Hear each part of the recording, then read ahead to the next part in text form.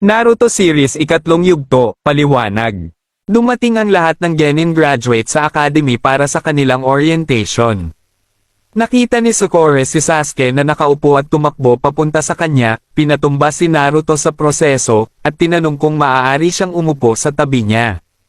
Gayunpaman, lumapit si Ino at sinabi na siya ang dapat na maupo sa tabi ni Sasuke bago gawin ng marami sa iba pang mga babae ang parehong bagay. Galit sa atensyon na nakukuha ni Sasuke mula sa mga babae, si Naruto ay umakyat sa ibabaw ng mesa at tinitigan si Sasuke, na binalik ng huli ang pabor.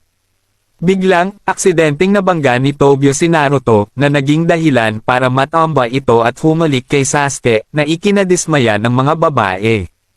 Bilang isang resulta, Naruto gets pummeled sa pamamagitan ng mga ito, dahil sila ay galit na hindi sila ang unang halik ni Sasuke. Pagkarating ni Iroha, ipinaliwanag niya ang susunod na hakbang na gagawin ng genin, na ipinapaliwanag na sila ay nasa isang pangkat ng tatlo na pinamumunuan ng isang Jonin. Pagkatapos ay ibinalita niya na ang Naruto, Sakura at Sasuke ay magiging Team 7, sina Hinata, Kiba at Shino ang magiging Team 8, at sina Ino, Shikamaru at Choji ay magiging Team 10.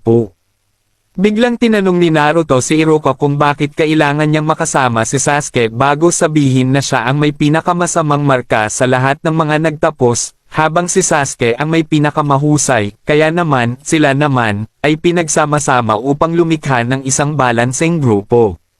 Sa oras ng tanghalian, sinubukan ni Sakura na hanapin si Sasuke upang hilingin sa kanya na kumain ng tanghalian kasama niya ngunit hindi nagtagumpay. Pagkatapos ay naabutan niya si Naruto na humiling sa kanya na kumain ng tanghalian kasama niya, ngunit malamig niyang pinaalis siya. Sa galit muli, tinambangan ni Naruto si Sasuke sa isang bukas na bintana. Ang pangwakas na mga resulta ay nagpapakita kay Sasuke na nakatayo sa ibabaw ng isang nakabusan at nakagapos na Naruto, ngunit sa kalaunan ay ipinahayag na si Sasuke ay natalo lamang ng isang pagpapalit bago siya madaig ng tunay na Naruto gamit ang Shadow Clone Technique. Pagkatapos ay nag-transform si Naruto bilang Sasuke at lumabas upang hanapin si Sakura. Kapag nahanap niya siya, tinanong niya siya kung ano ang tingin niya kay Naruto. Sagot niya sa pagsasabing nakakainis siya. Pagkatapos ay sumando si Sakura para halikan si Sasuke, ngunit nang maghalikan na sila, napilitan si Sasuke na pumunta sa banyo. Nang makatakas ang totoong Sasuke, tinakbo niya si Sakura at tinanong kung nakita niya si Naruto. Pinupunasan ang itinanong nito, tinutuya siya nito, na naniniwalang nakakainis siya dahil wala siyang mga magulang na magtuturo sa kanya kung paano kumilos at nag-iisa lang siya. Dahil dito, sinabi ni Sasuke na walang ideya si Sakura kung ano ang pakiramdam ng mag-isa bago sabihin na nakakainis siya. Naging sanhi ito upang magkaroon si Sakura ng ilang pagpapasya para kay Naruto, na nagpasya na maging mas mabait sa kanya. Matapos gamitin ni Naruto ang banyo, naabutan niya si Sasuke, na ikinagulat niya. Gumagamit si Naruto ng Shadow Clone Technique sa pagtatangkang atakihin si Sasuke, ngunit hindi ito makapagpatuloy dahil sa muling paggamit ng banyo.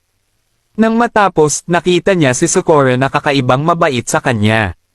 Dahil dito, naniniwala siyang si Sasuke ang nagbagong anyo bilang kanya, at handang harapin siya hanggang sa muli siyang gumamit ng banyo.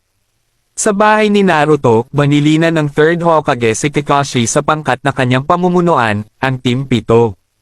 Sinuri ni Kakashi ang isang karte ng gatas at sinabing ito ay sira, na siyang dahilan kung bakit kailangang tumakbo si Naruto sa banyo.